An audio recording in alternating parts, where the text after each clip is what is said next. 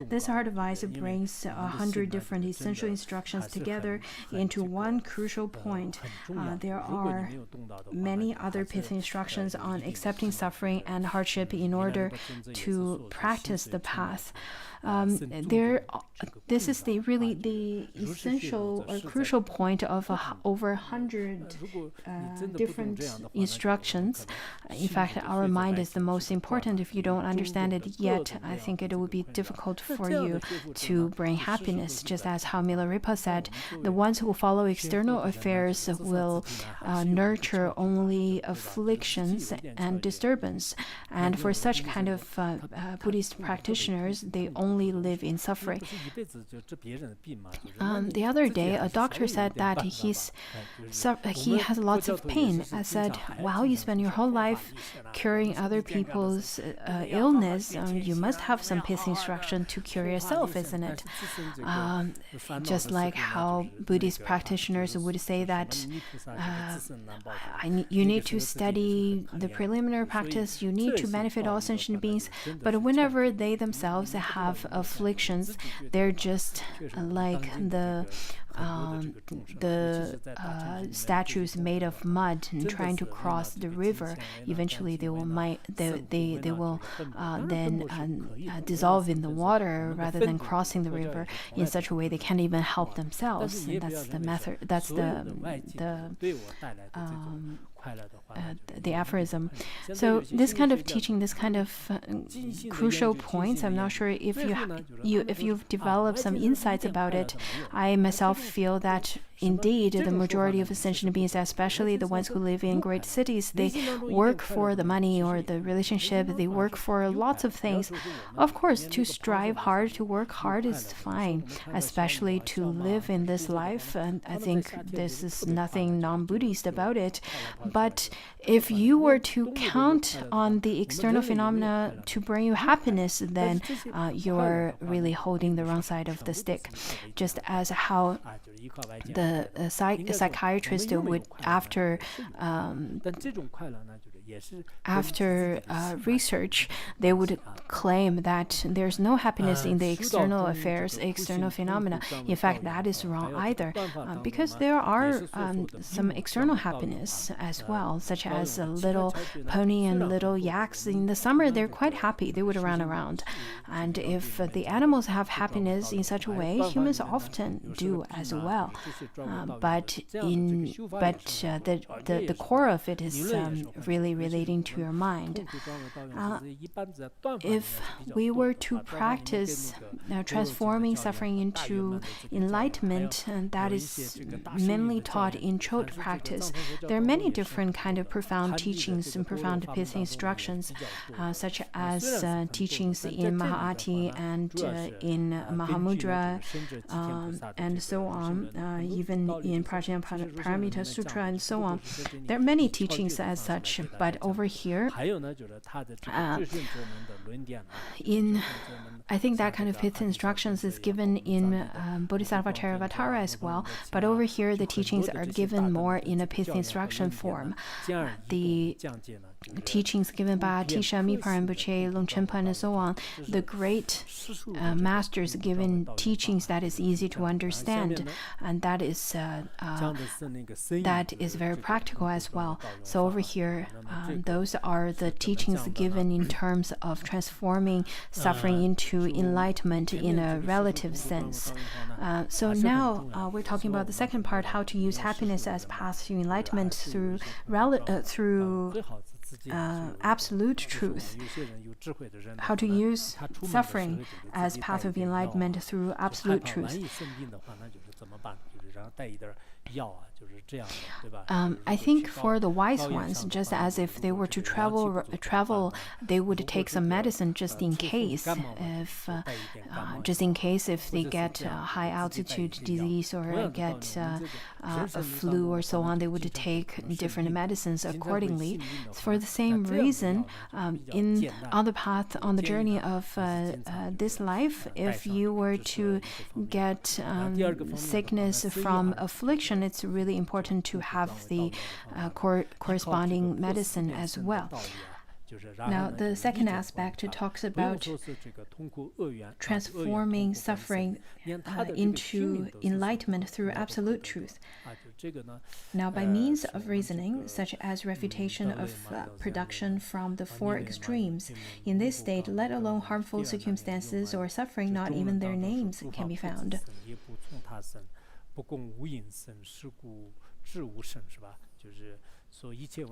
In the fundamental verses of Madhyamika, where it says that no entity whatsoever are found anywhere that have a reason from themselves, from another, from both themselves and another, or from no cause at all.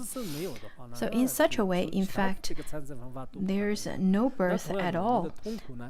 All the phenomena, in fact, had never been a reason. After studying the four productions, after studying the refutation of productions from four extremes, we'll be able to understand that. For those of you, I think you won't be able to understand it. How many of you have studied Madhyamika Avatara or Madhyamika or the fundamental verses of Madhyamika? All right. In fact, I really encourage you to study Madhyamika. Especially, I think the Madhyamika Avatara talks more extensively about the four births.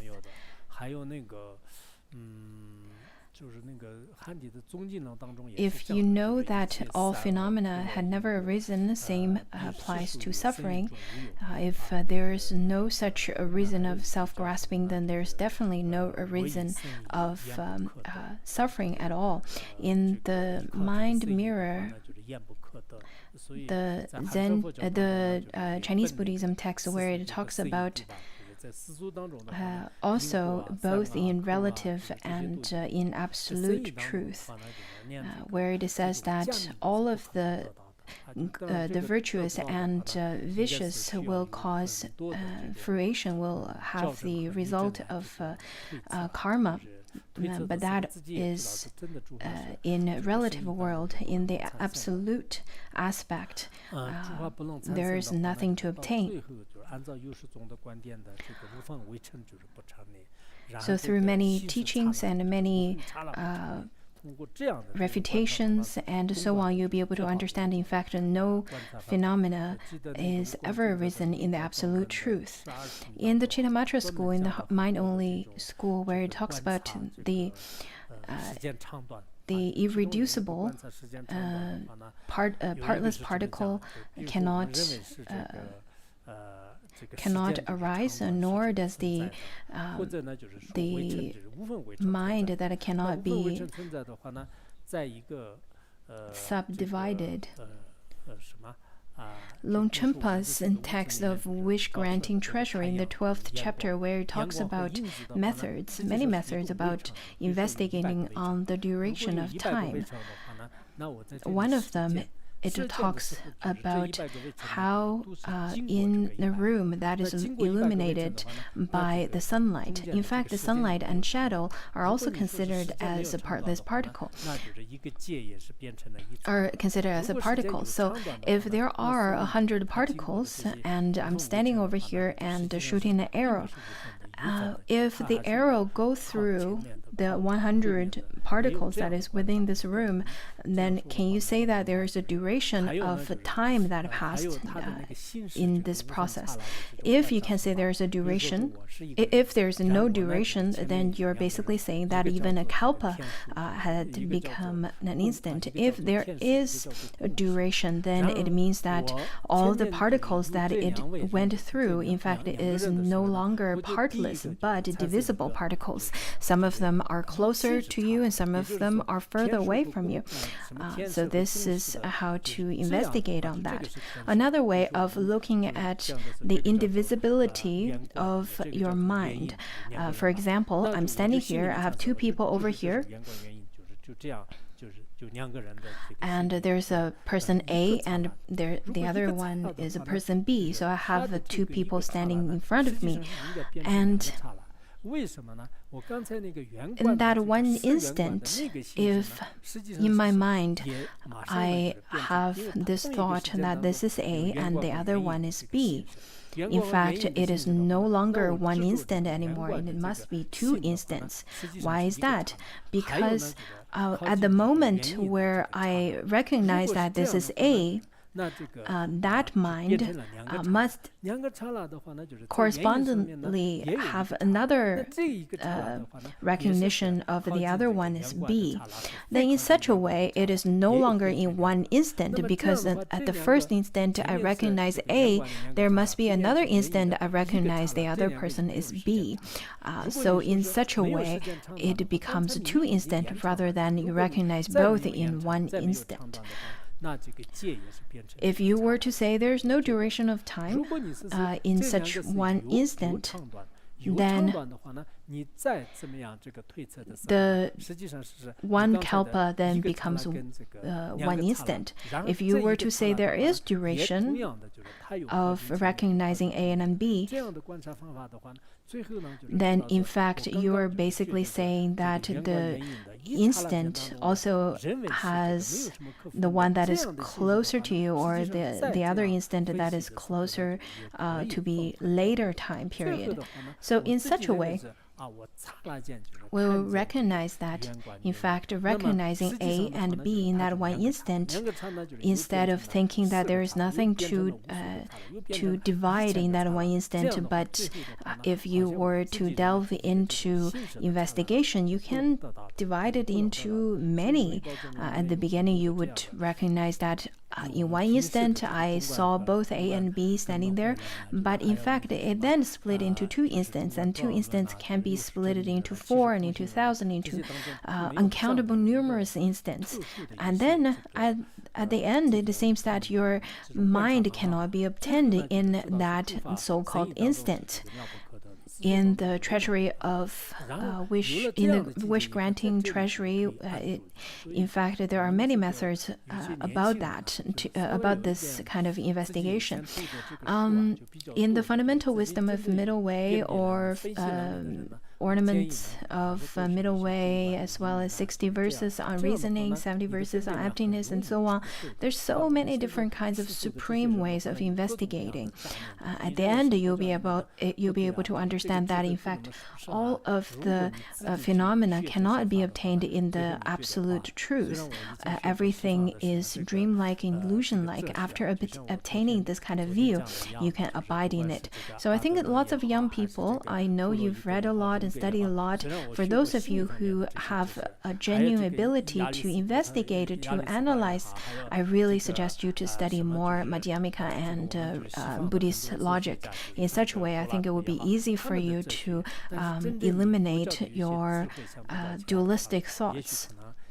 I think worldly people nowadays, they have all kinds of dualistic thinkings.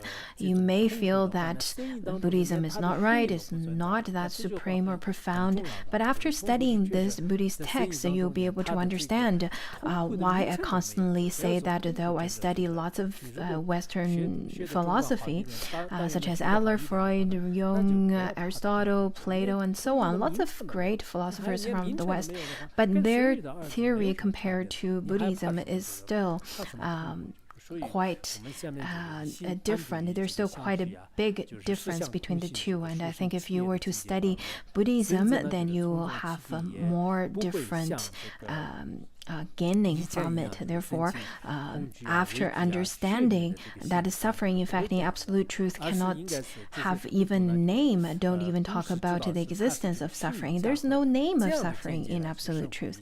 So for those of you who studied Madhyamika or Mahāti really well, you don't have to be scared of suffering at all. There's no name of suffering either. It's just like a child of a barren woman. What are you afraid of?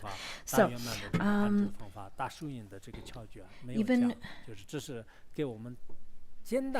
when you in this state, even when you come out of this state, it's not like before, when suffering arose in your mind and you would react with dread and a lack of confidence. Now you can overcome it by viewing it as unreal and nothing but label.